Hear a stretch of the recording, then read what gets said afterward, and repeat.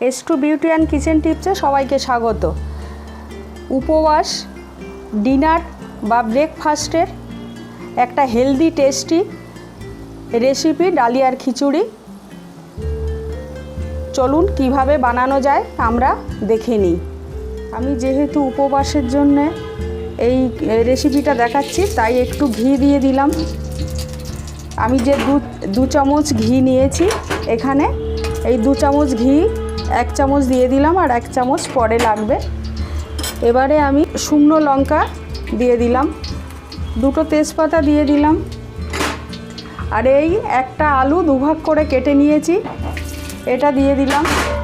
একটা টমেটো কেটে নিয়েছি, এটা দিয়ে দিলাম। আর কিছু আমি দেব না।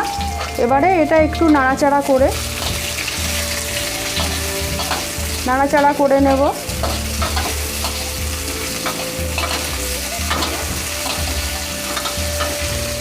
তারপরে আমি 1 কাপ ডাল নিয়েছি, মুগ ডাল,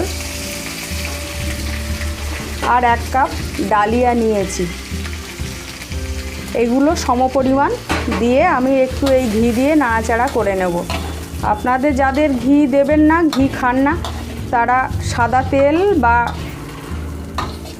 বাটারও দিতে পারেন। দিয়ে এভাবে একটু কড়াই নাড়াচাড়া করে নেবেন। ভীষণ সহজ পদ্ধতি, খুব তাড়াতাড়ি হয়ে যায় এবং ভীষণ পুষ্টিকর, স্বাস্থ্যকর এই ডালিয়ার খিচুড়ি। তাহলে দেখুন আমি উপবাসের বা ডিনারের ডালিয়ার সহজ পদ্ধতিতে কিভাবে করছি। ডালিয়াটা আর মুগ ডালটা আমার ভাজা হয়ে গেছে। এবারে আমি প্রেসার কুকারে দিয়ে দেবো।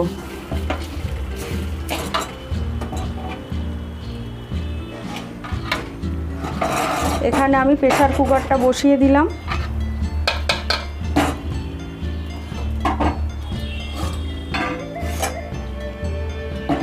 এই প্রেসার কুকারে দিয়ে দিলাম। দেখুন সবগুলো, যেগুলো একটু নাড়াচাড়া করে ভেজে নিয়েছিলাম। আপনারা মনে করলে আর একটু সবজি এখানে অ্যাড করতে পারেন। আমি আর কোনো সবজি দিলাম না। আর যারা উপবাস করেন, এমনও আছেন সুগারের পেশেন্ট, তারা আলুটা দেবেন না, সবজিটা দেবেন। তবে আলুটা দিলে একটু ভালো লাগে, টেস্টি হয়। আমি এগুলো সব দিয়ে দিলাম। জলটা পরিমাপ করে দেবো। দেখুন এই 1 কাপ জল, এরকম একটা মাঝারি সাইজের কাপ।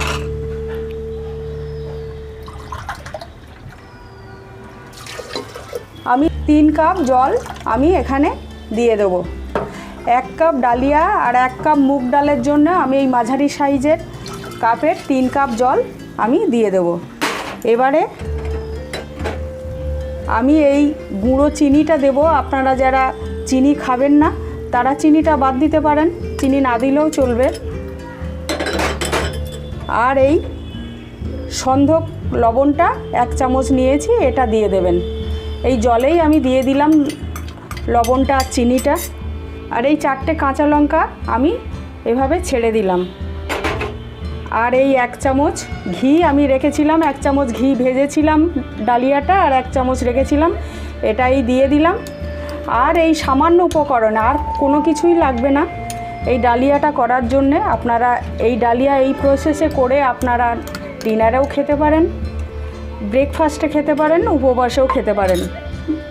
এই লবণ, চিনি আর লঙ্কা আর এই ঘিটা দিয়ে এবারে আমি প্রেসার কুকারটা ঢেকে দেবো। 4টে সিটি দেবো। আমার প্রেসার কুকারে 4টে সিটি দেওয়া হয়ে গেছে। দেখি কেমন পরিস্থিতি। এবারে দেখুন একদম পারফেক্ট হয়ে গেছে।